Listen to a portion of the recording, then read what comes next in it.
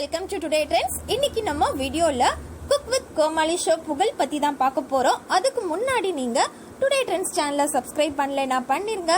மறக்காம பக்கத்துல இருக்கிற பெல் ஐகானையும் சேர்த்து கிளிக் பண்ணுங்க. அப்போதான் இது போன்ற பல ட்ரெண்டிங்கான சுவாரஸ்யமான தகவல்களை நீங்கள் உடனே பெற முடியும். வாங்க வீடியோக்குள்ள போலாம்.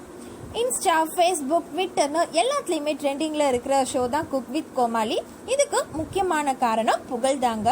புகழுக்காகவே வந்து நிறைய பேர் இந்த ஷோ பார்க்குறேன்னு சொல்லிட்டு சோஷியல் மீடியாலலாம் வந்து ஸ்டேட்டஸ் போட்டு நம்ம பார்த்துருக்கோம். ஸோ இன்னைக்கு வைரல் செலிபிரிட்டியாக இருக்கிற இந்த புகழ் சென்னையில் சந்திக்காத பிரச்சனையே இல்லை அப்படின்னு சொல்லிட்டு தன்னோட பர்சனல் விஷயங்களை நிறைய ஷேர் பண்ணியிருக்கிறாங்க. ஸோ அதை பற்றி தான் நம்ம இன்னைக்கு பார்க்க போகிறோம். புகழோட சொந்த ஊர் கடலூர். இவங்க ஸ்கூல் முடிச்சதுக்கு அப்புறமா 2008 வந்து ஜாப் தேடி சென்னைக்கு வந்துட்டாங்க.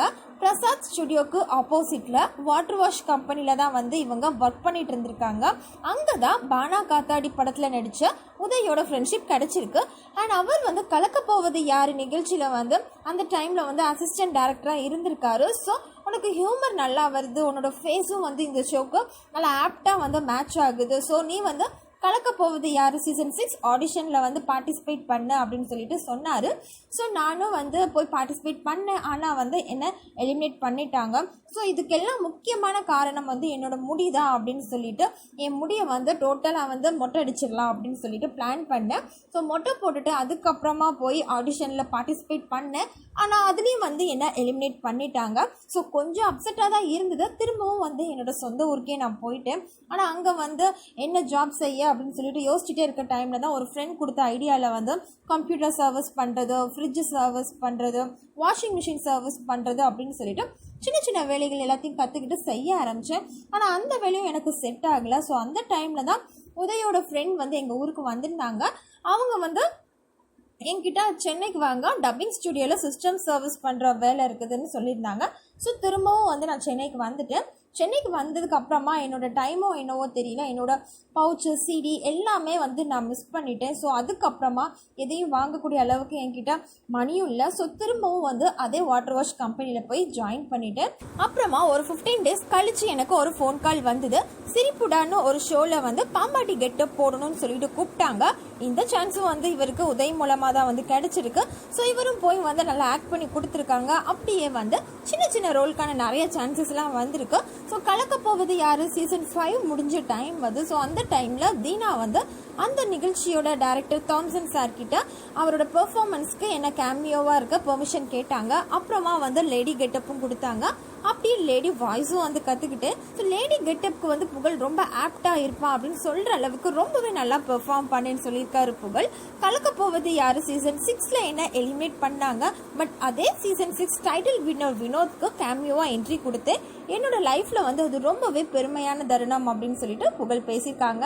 அப்புறமா கடந்த சூப்பர் சிங்கரில் வந்து இவங்க அன்னியன் அம்பி ரோலில் வந்து ஆக்ட் பண்ணியிருக்காங்க. ஸோ அது வந்து நல்லாவே வைரல் ஆச்சுன்னு சொல்லலாம்.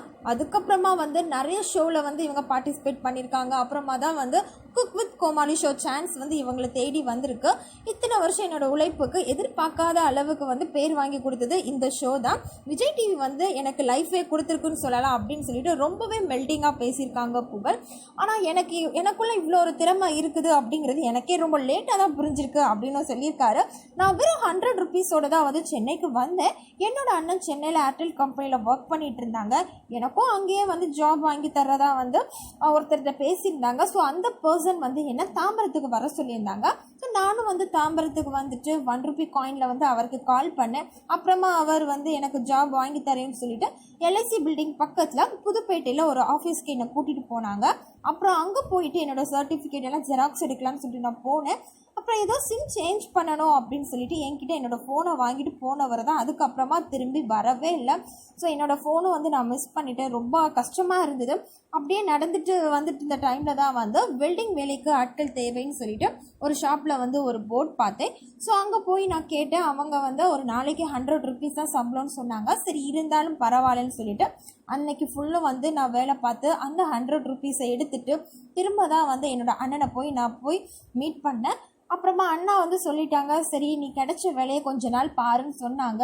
அதுக்கப்புறமா வந்து கொஞ்ச நாள் நான் வெல்டிங் ஒர்க் பண்ணேன். அப்புறம் வந்து அதுவும் வந்து கண் ரொம்ப இரிட்டேட்டிங்காக இருந்துச்சுன்னு சொல்லிட்டு அதையும் வந்து ஸ்டாப் பண்ணிவிட்டேன். அப்புறமா ரூஃபிங் வேலைக்கு போனேன். ஆனால் அங்கேயும் வந்து எனக்கு ரூஃபிங் காலில் விழுந்து 5 நரம்பு கட் ஆயிடுச்சு. இப்படியே நிறைய வேலை செஞ்சேன். சென்னையில் நான் பார்க்காத வேலையே இல்லைன்னு சொல்லலாம். கடைசியாக வந்து பிரசாத் ஸ்டுடியோ வாசலில் லாரிக்கு கிரீஸ் அடிச்சிட்டு இருந்தேன். சாக்கு துணி போட்டுட்டு பாடி ஃபுல் ரொம்ப அழுக்காக இருக்கும்.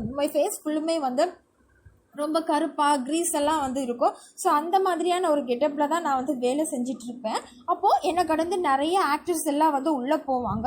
இப்போ வந்து அதே பிரசாத் ஸ்டுடியோக்குள்ளே டிப்டாப்பாக ட்ரெஸ் போட்டுட்டு நானும் ஆக்ட் பண்ணுறேன். அந்த டைம் நான் ரொம்ப ஏக்கமாக பார்த்தேன். பட் இன்னைக்கு அதே வாசலில் பேண்ட் ஷர்ட் போட்டுட்டு உள்ளே போகிறேன் அப்படின்னு சொல்லிட்டு ரொம்பவே உற்சாகமான குரலில் பேசியிருக்கிறாரு புகழ். ஸோ இது போன்ற மேலும் பல ட்ரெண்டிங்கான சுவாரஸ்யமான தகவல்களை பெற நீங்கள் இந்த வீடியோவை லைக் பண்ணுங்கள், ஷேர் பண்ணுங்கள், கமெண்ட் பண்ணுங்கள். தேங்க்யூ.